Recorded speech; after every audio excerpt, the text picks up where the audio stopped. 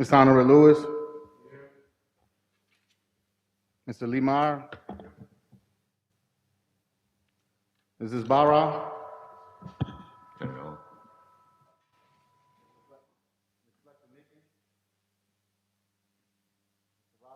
Yeah.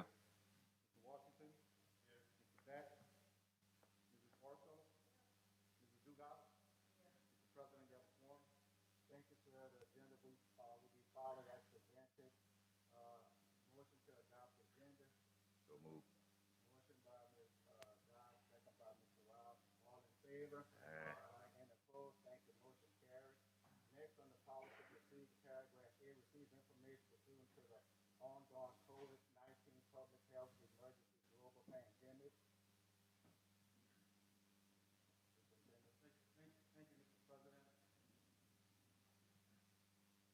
First of all, I'd like to thank everyone for being here. This meeting is called for informational purposes.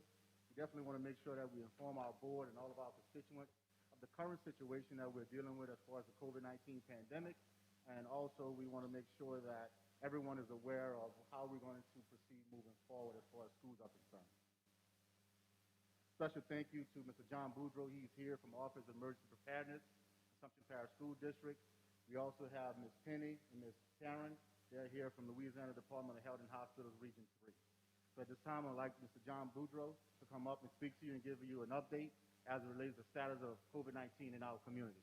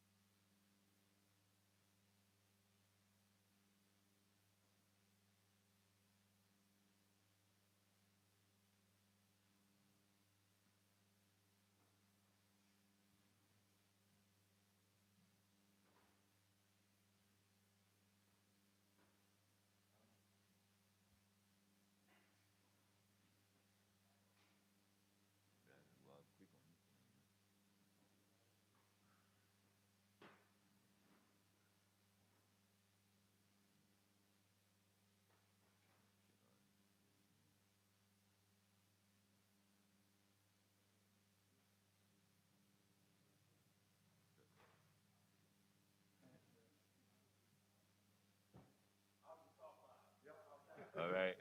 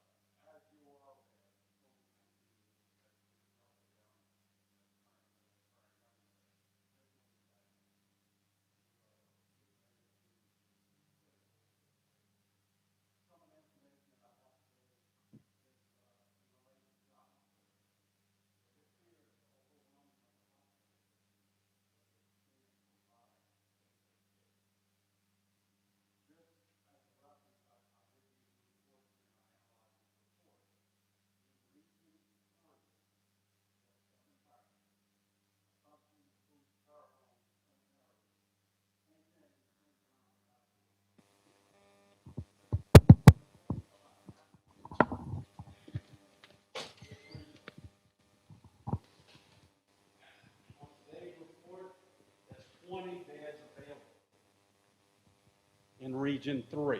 That's 500,000 people with only 20 beds available in the hospital system. It is critical.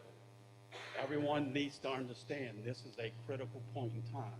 This will be the biggest surge. It isn't yet, but give it about 2 weeks, it will be the biggest surge since this pandemic started 17 months ago.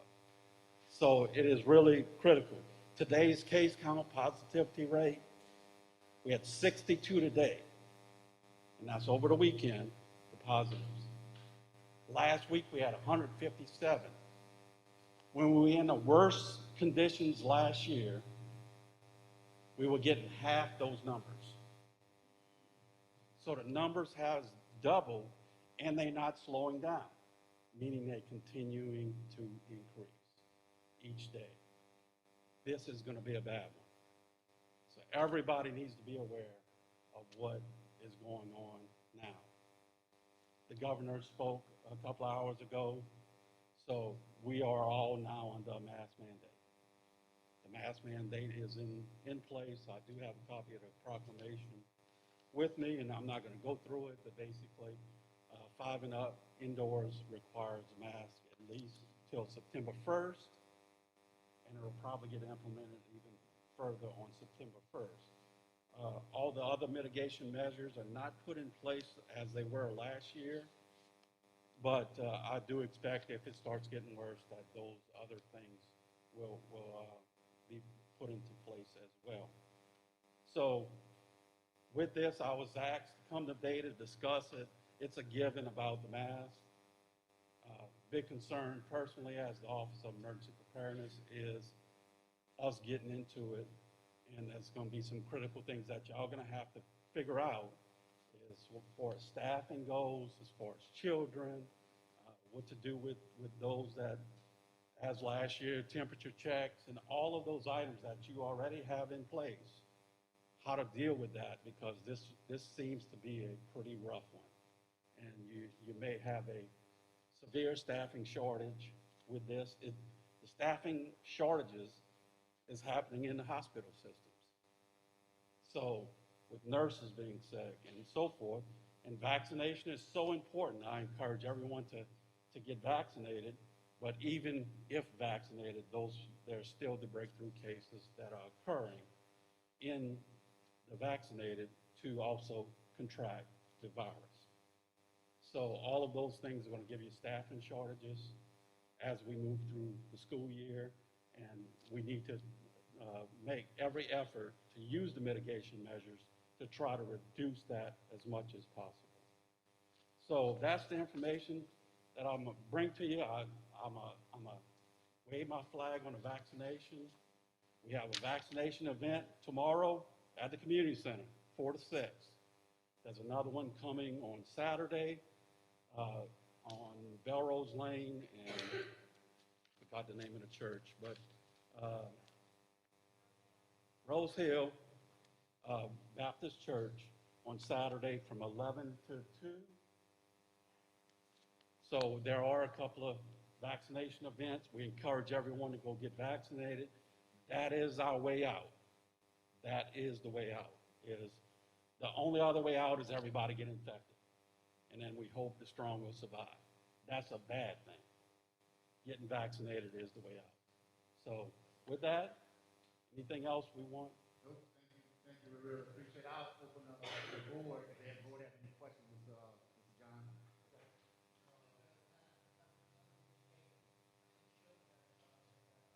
So I don't have it broken down as the case count. Now, I do have a hospital count of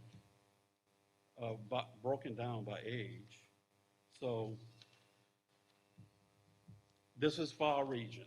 So this is all the hospitals in our region. We have about, and this is from last week, 8 under the age of 18, got 1 from 18 to 19, 19 from in the 20-year-old range, 42 in the 30-year-old range, 56 in the 40-year-old range, 57 in the 50-year-old range, 60 in the 60-year range, 46 in the 70-year range, and 18 above 80. So you can see that it's covering across the board, and it's pretty even, especially in the center of the board, that the case count.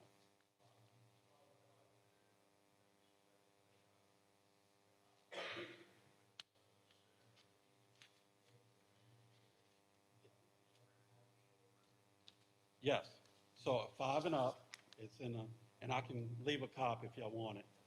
But yes, it is mandated until September 1st, and then it will update that.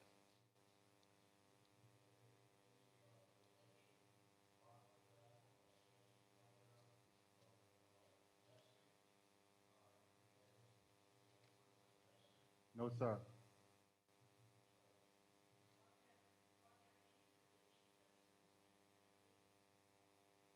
No.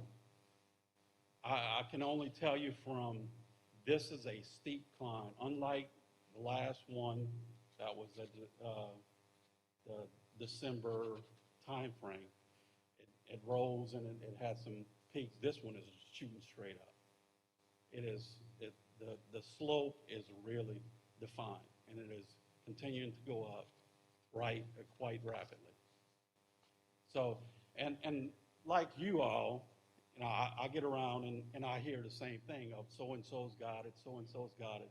Y'all all hearing that there's the cases are there, and these are the ones you know about, because there's many that may have it and don't show any symptoms, and it never gets on the numbers. So understand the numbers. Those are the numbers are those that are getting tested, and we're in a 20%. We have never been in 20% positivity rate since the beginning. We were concerned last year when we were getting into the 8 and 9. We are now in 20% range. So that's a high positivity rate. That's a gauge that is used by the Office of Public Health to gauge what's happening. So it is quite severe now.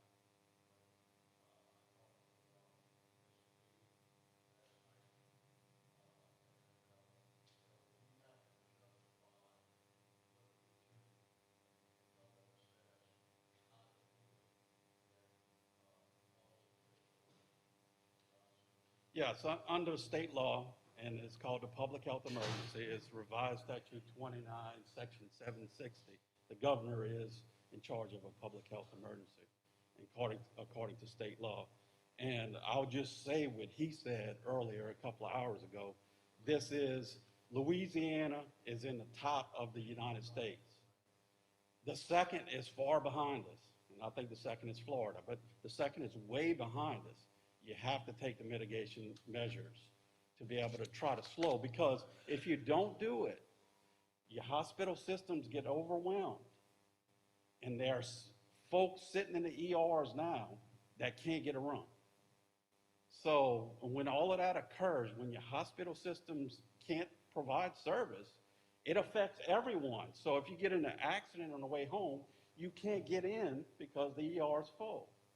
So it's not just the COVID. The COVID fills it up and overwhelms it, and then all the other critical stuff then has to take a beating. So understand that the critical part is overwhelming the hospital systems and being able to have that basic care.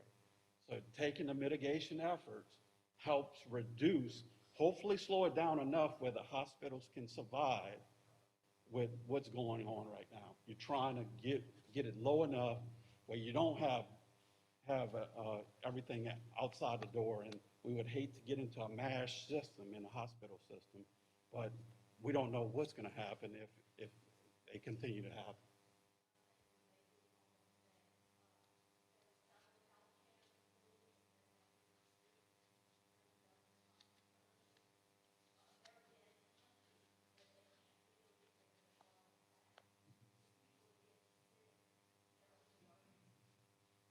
My wife's a nurse, so I get it firsthand. She's a nurse, so I get it firsthand from her, and she tells me from the inside of this one facility what's happening. And half the nurses are out right now because they have it. They work in a business that's risk, that has that risk. Half the staff has it, and vaccination's important, but and most of them are vaccinated, not everyone, but it's occurring with the nurses and so forth now. And all of that's going to escalate into more because you get people infected, then the transmission rate is estimated to be about around 9 on this Delta variant. So, and the biggest fear is this is one of about 10 variants.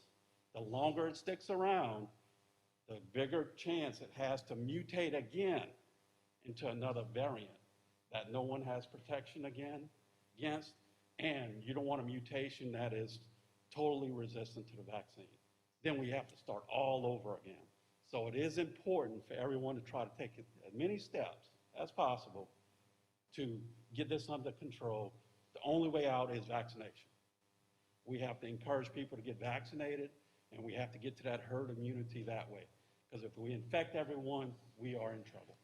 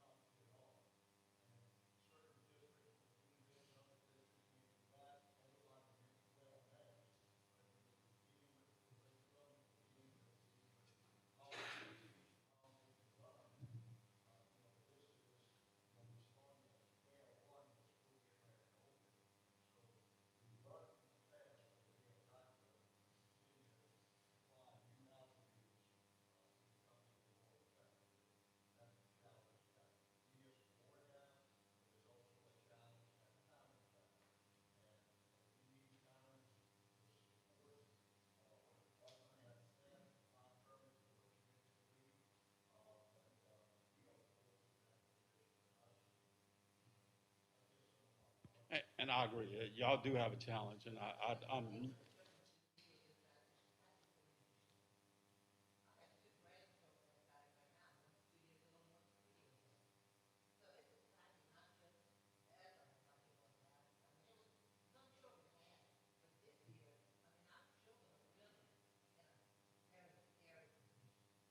Oh, and it's going to be tough, and that's the warning. It's going to be a tough one because those measures, there's no 100% with a mask.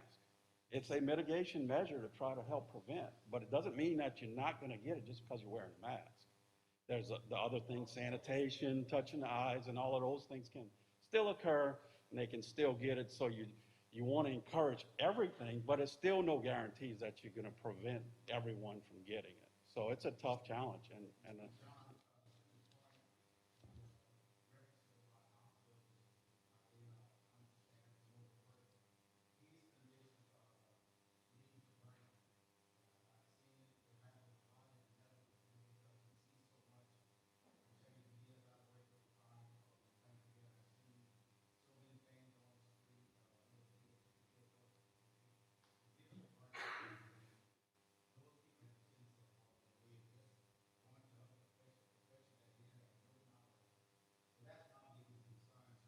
no, I had that discussion as well. So I know it very well.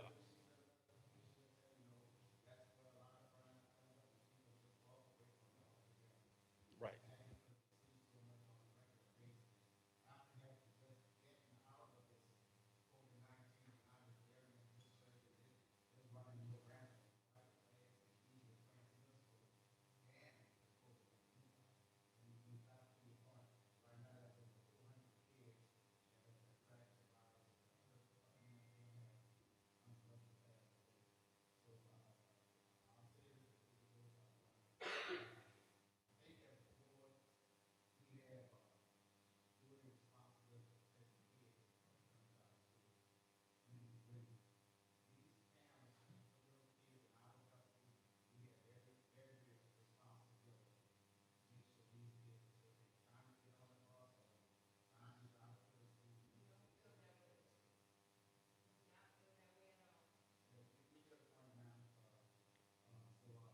So, and in closing, anything you need or anything you can do, I'm always here. If you need anything special, just let me know.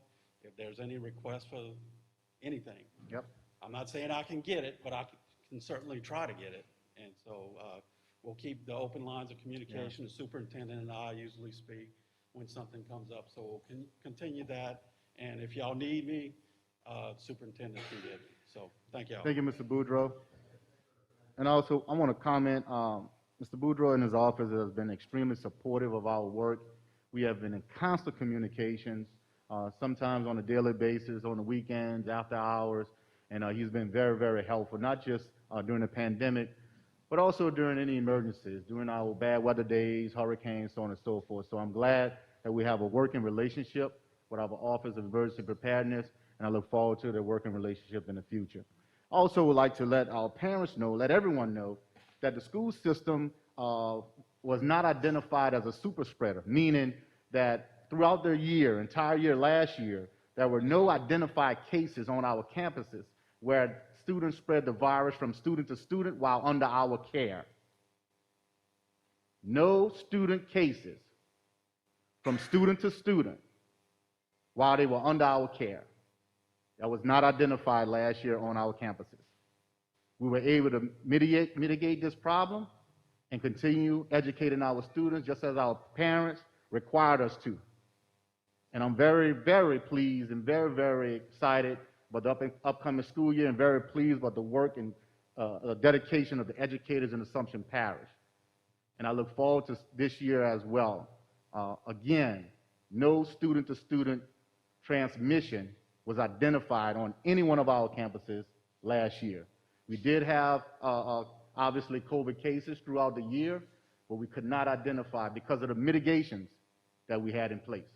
The wearing of masks, the cleaning of our buildings, the fogging of our school buses, the social distancing to the greatest extent possible, the way we march kids into the classroom, the way we march kids into the lunchroom, the way we social distance on the playground, so on and so forth. So I'm very pleased to announce that. And I look forward to the school year this year as well. And I'm just speaking from a factual standpoint. That is the data. Up next, we have Ms. Penny and Ms. Karen. They are from the Louisiana Department of Health and Hospitals.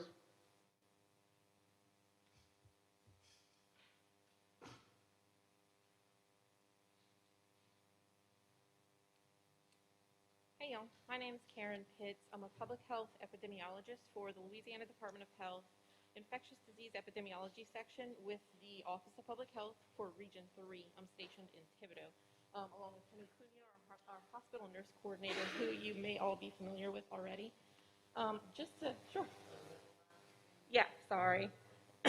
Just to touch on what Mr. Bartholomew said, Assumption Parish was really a role model parish with regard to how you all helped mitigate the spread of COVID-19 last school year. I think masks were a big role in that. And then you guys' ability to really do the contact tracing was really, really helpful. I have eyes on all of the COVID-19 suspected and confirmed cases that are reported to the state. So I get to see that every single day. Every single school that reports to us, I get to look through all of that data. And so like I said, you guys really were a role model for last year, and we're looking forward to seeing how good of a partnership it's going to be this year as well. I think you all have the printout. This is what our state looks like right now. I'm sure you're all very, very aware of this. All but 2 parishes in the entire state are at the highest risk level for COVID-19 transmission. A lot of this is really going to emphasize what John presented to you all. He made some very, very excellent points. And so a lot of this really goes along with what he said. It may be a little difficult for y'all to follow along if the printouts are in black and white, but what I can do is hand this out. I can pass this along to y'all after if you want to flip through it. The first one is the confirmed and probable cases by collection date. And just a quick note on that, LDH is no longer going to differentiate between the probable and the confirmed cases. And that's because probable and confirmed cases all have a positive test result. It's just different kinds of tests that they've taken. The probable were people who took a rapid antigen test, and the confirmed were people who took like a send-off PCR, a molecular test. So now they're combining these all together, which I think is a good thing because they are all positive test results from people who have COVID-19. And so if you look at the chart over time, it starts in March of last year from the beginning of the pandemic.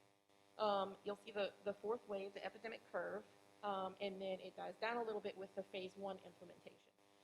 We go back up a little bit right before the mask mandate, and we have a second wave after the mask mandate. Last year, cases started dropping again, and they sort of plateaued during phase 3. Around November, we started having increase again, our third wave, a third epidemic curve. And then the vaccinations started, and then we saw a drop in cases after that as well, and then we plateaued for a while.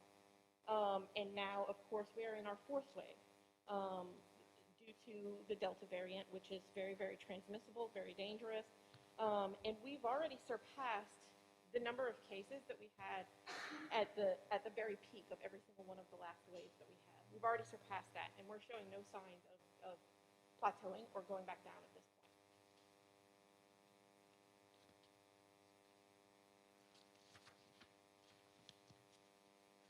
That was for the region. I apologize. Most of these are regional data. A couple of them are Assumption Parish. We've been so swamped, I just did not have time to get Assumption-specific data for all of these data points. But if that's something y'all want to look at in the near future, and I have a little bit more time, I can throw together something after this, certainly. So for Assumption Parish, John touched on this also. Right now, the currently reported percent positivity is 20%. That means of all tests taken, all COVID-19 tests performed, 20% of those are positive, which is very, very high. It's a record high for the parish. And all of our parishes are seeing record highs for percent positivity. Last week, the percent positivity for Assumption Parish was 12.7.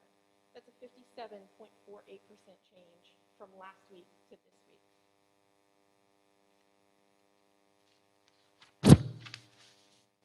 The next one is cases over time for age groups, which would really help you guys to see these colors because each line is actually a different color, which represents a different age group. Would you mind if I step up a little bit and just kind of show you?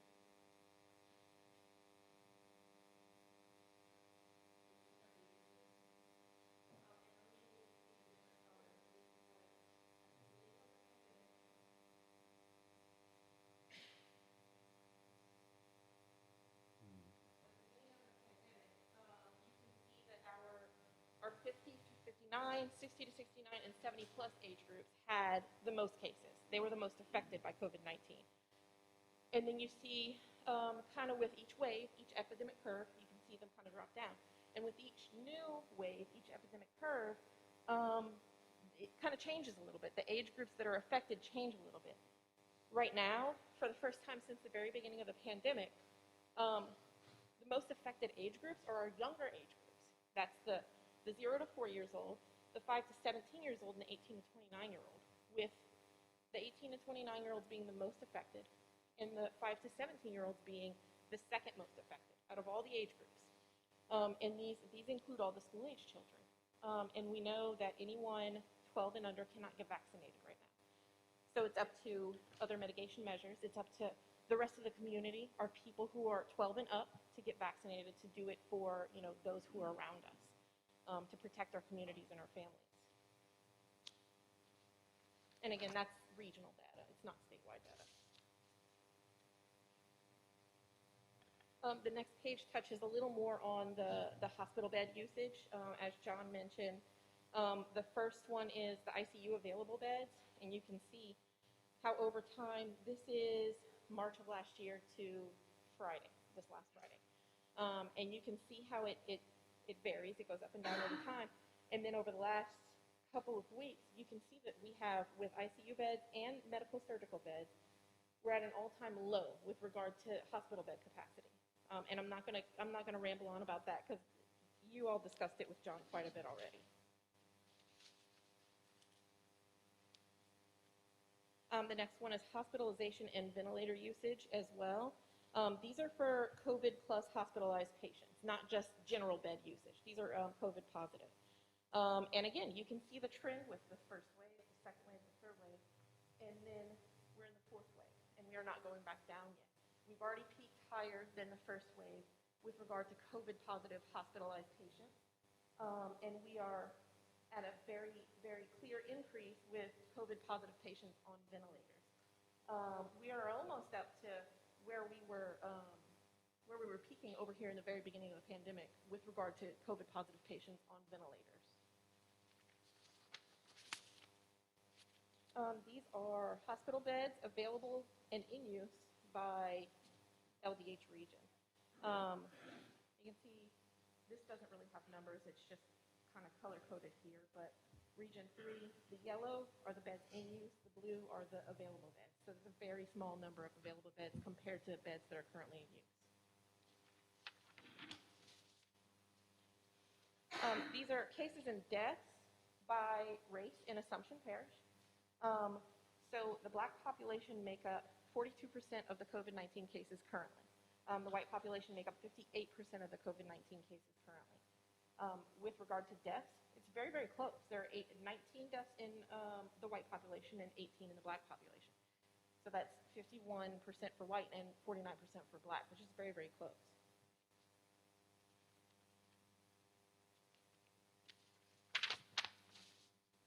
The next one is the series of vaccination completed by age for Assumption Parish. So the white population makes up about 62.7% of all vaccinations in the parish. And then the black population make up 26.8%. And then you have Native Hawaiian, which make up far less than 1%. Other, which is 6.1%. Unknown, 1.3%. And American Indian, just under 1% of those who are vaccinated in the parish. There's also ethnicity on there as well. Non-Hispanic makes up the largest chunk of people who are fully vaccinated here. Vaccination series completed by age. The 40 to 49, the 60 to 69 age population makes up the largest percent there, and it's cut off, but I think it's about 33%. The 70 plus make up the next largest group here with 23.4%. And then you have 50 to 59, and then 40 to 49, and it just gets smaller and smaller with the age group. And then, of course, your youngest age groups make up the smallest percentage of people vaccinated here. And this is just another breakdown. It breaks it down by percentage. So 5 to 17-year-olds, only 2.61%. And that's everybody who's 12 and older who's eligible to get vaccinated that has gotten vaccinated since they became eligible. It's only 2.61% of the vaccinations. 18 to 29, only 7.61%. It's a very, very small vaccination rate for that age group. 30 to 39-year-olds, 9.2%, which is still very, very small.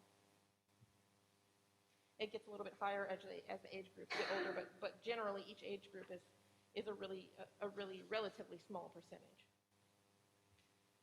The next is vaccinations by administration date, just so you can see how they kind of change over time.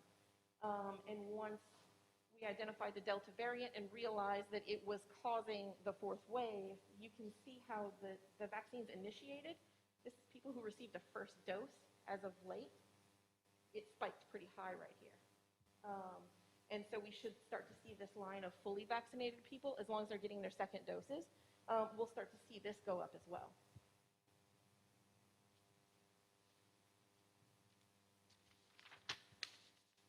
This is from what the governor presented. It just kind of shows you guys that 90.4% of the COVID-19 cases reported last week were among people who were not fully vaccinated. There's a lot going around, people constantly spreading misinformation or saying, why should I get vaccinated if I can get COVID-19 anyway? But as John was saying, and as Mr. Bartholomew was saying, that it's not a 100% protection thing. Nothing is.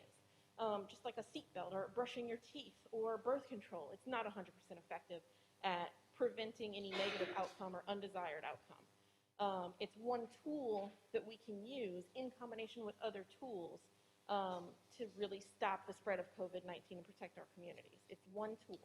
It's one very effective tool. 89.3% of people currently hospitalized with COVID-19 in Louisiana are not fully vaccinated. That's pretty much 90%. 90% of the cases of people in hospitals are not fully vaccinated. 85% of the COVID-19 deaths reported last week were among people not fully vaccinated. This slide here is, and if anyone wants these research articles or these journal articles or the case studies, I can send them to you, and maybe you can share them if I didn't send them already. I have one. But these are, so like I explained to some of the other boards, is that mask wearing has not really been thoroughly studied as an effective measure for mitigating the spread of disease.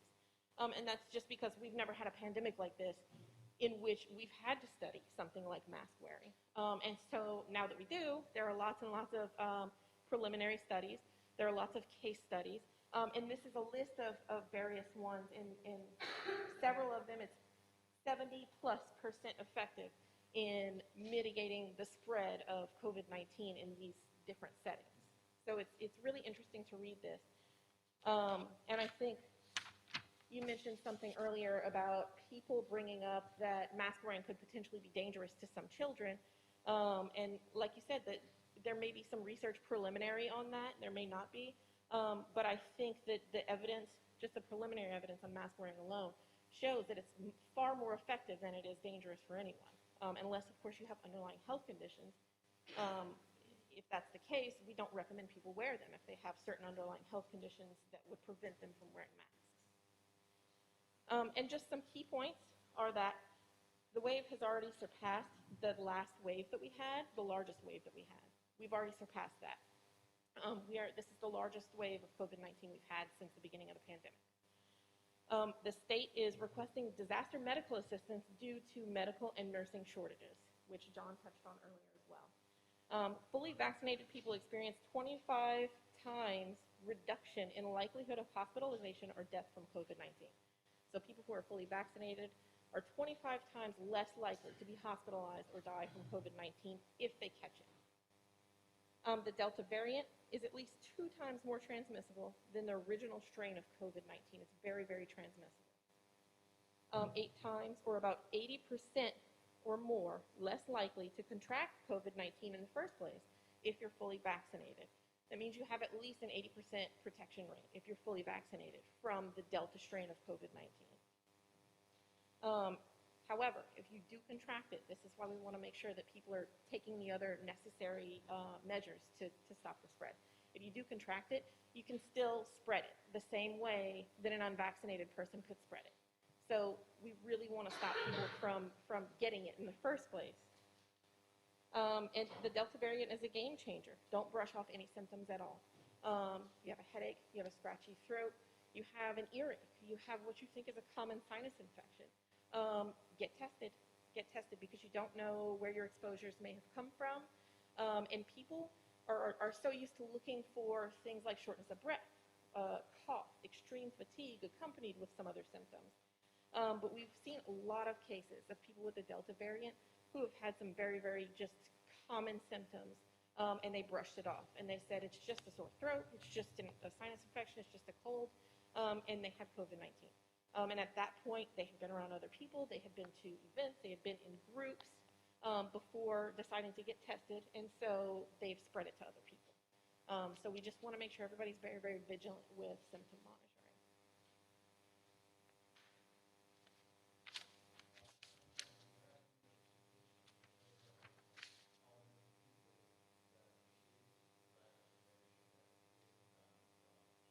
Receive the vaccination, what? I'm sorry.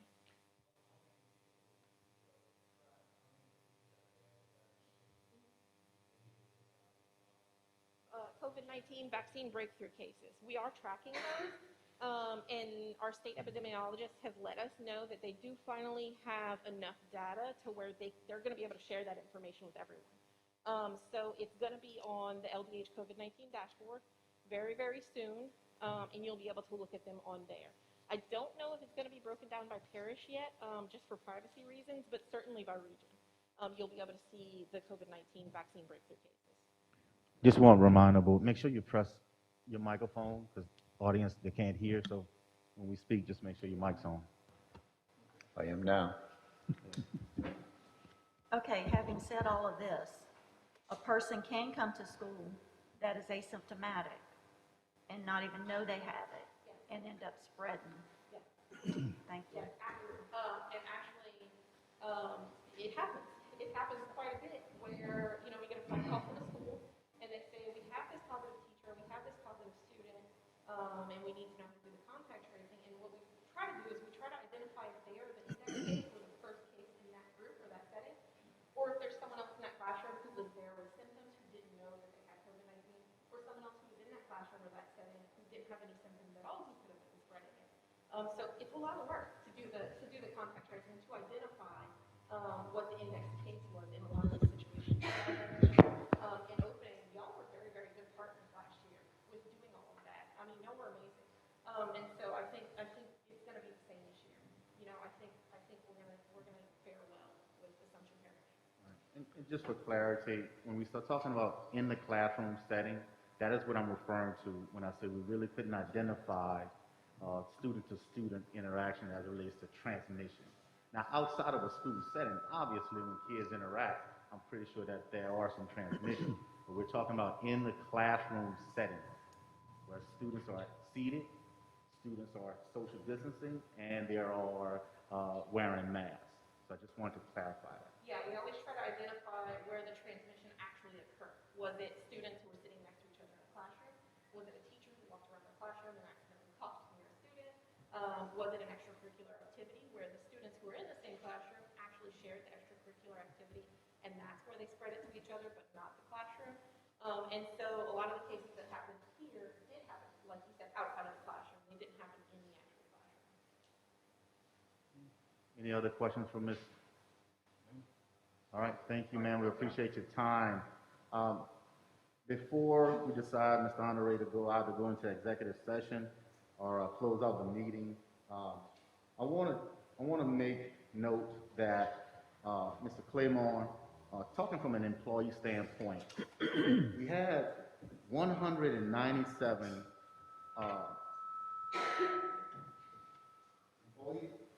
employees were quarantined 197 times. So we sent home employees 197 times because of the contact tracing. Out of the contact tracing, only 76 were considered positive. So, and I say that because the contact tracing, quarantining guidelines have changed. Meaning if you're wearing a mask, within 3 to 6 feet, you show no signs or symptoms, you do not have to be sent home. You do not have to quarantine. I wanted to share another statistic. 1,116 occurrences where we had to send students home because of contact tracing. Out of the 1,116 quarantine cases we had to send home, quarantine, we had only 178 kids that actually had the virus. That is less than 16%. So what this would do for us, because the guidelines changed, we're able to keep our employees in the school system. We don't have to send them home if they don't have symptoms. We don't have to send our children home, so parents don't have to worry about finding babysitters because the contact tracing guidelines have changed. Before, we were sending everyone home. One kid, if a kid comes to school and say, I have the virus, we may send 30, 40, 50 kids home previously. Now that number will be condensed tremendously. So we just want to let the parents and let everybody know the guidelines have changed. So we're going to be sending less kids home, and I want the board and all of our employees to know, and our principals, we're going to be sending less employees home as well.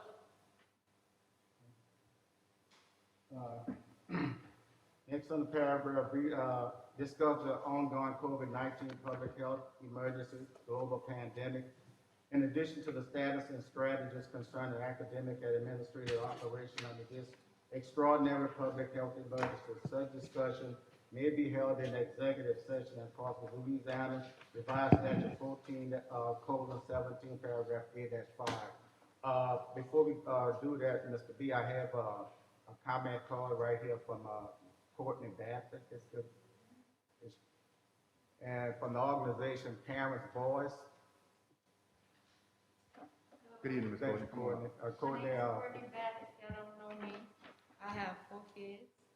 And Ma'am, Courtney, please, 3 of them are going to have environmental. Courtney, I'm sorry. please, I usually talk loud enough for everybody yeah, to hear me. Courtney, please, for the record, please state your name and your address, please, for the record. Need my address too?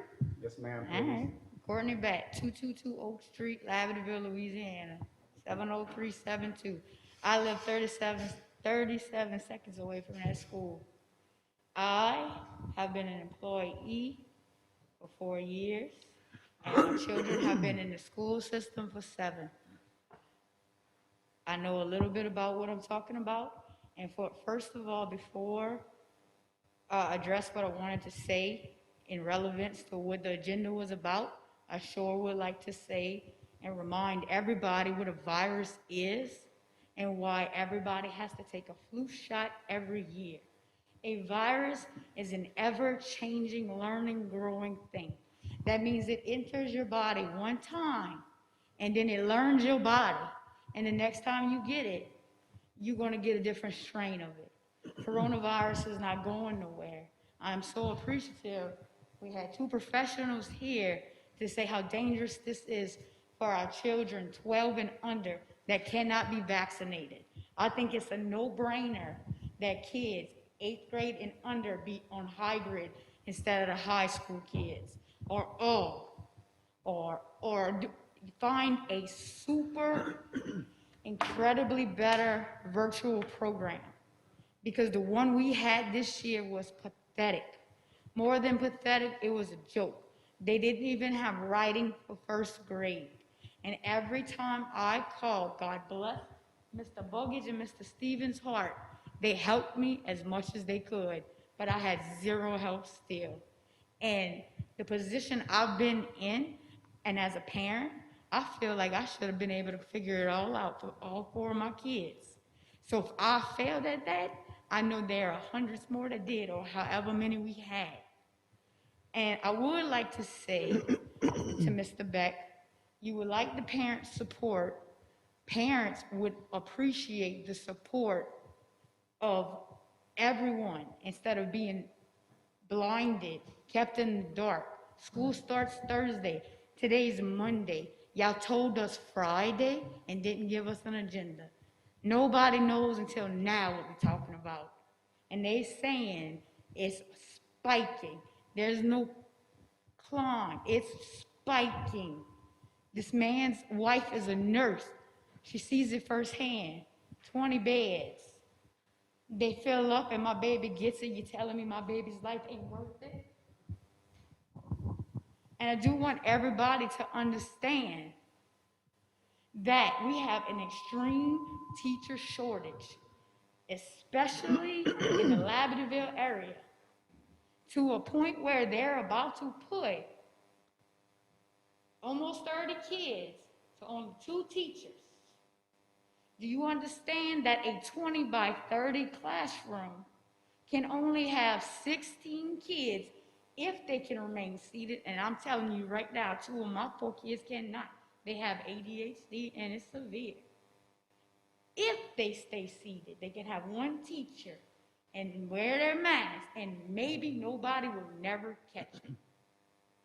And I'm really disappointed that the person that represents my children is not here as well. That's a disappointment. But I do want you to understand, sir, that you said the opposite of everything what they were saying, and you want to increase in things, you putting our kids at risk. And we not up for that. We not having that. You understand how small some of these classes are? You're going to put 30 kids in? That is dangerous. Put your babies there, not ours. And again, I'm going to ask you one more time, because I spoke to you on many occasions.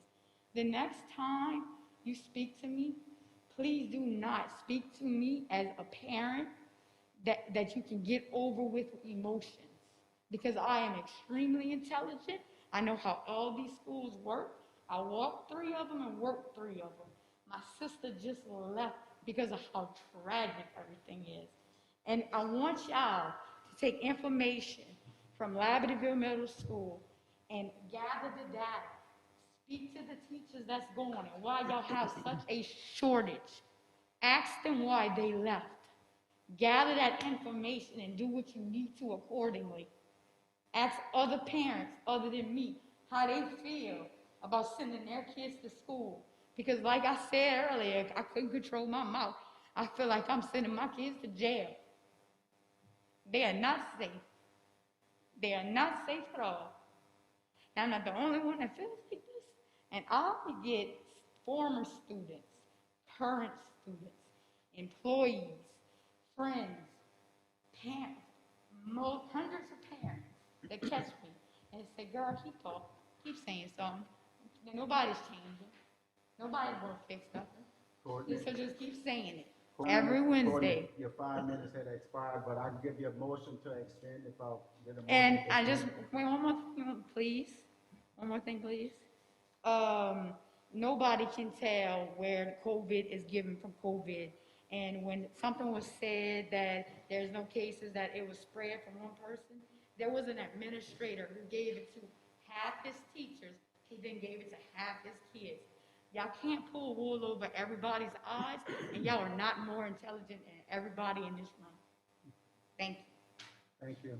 And by the way, Ms. Meekers, yes, she's on vacation, so she's entitled to that. Come on, you finished. You're finished. No, I know.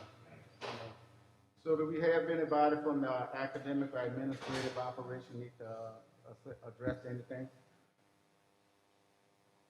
Okay, paragraph C, consider of any action deemed necessary resulting from executive session to discuss the ongoing COVID-19 health emergency global pandemic in addition to the status and strategy concerning academic and administrative operation under the extraordinary public health. Need a motion? Got a motion by Mr. Robinson, second by Mr. Myers to enter an executive session. All in favor? Aye. Any opposed? Thanks. We're gonna move to executive session right now.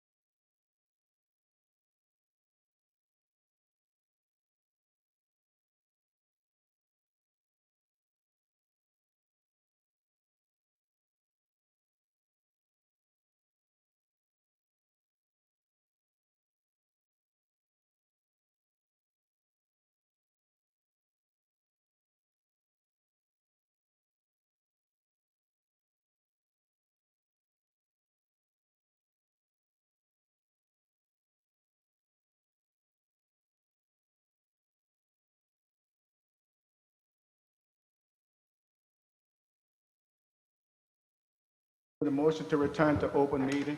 So, second. The motion by Mr. Crusoe, second by Mr. Bailey. Those in favor? Aye. Any opposed? Thank you.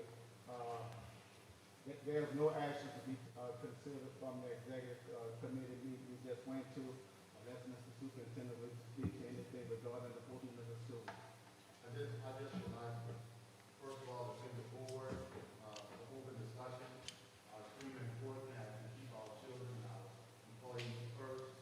I also want to say thank you to all the parents that are concerned, and our employees that are concerned as well, because your concerns are ours. And rest assured you that we're going to try our best to make sure that we keep everyone safe in the midst of educating our students.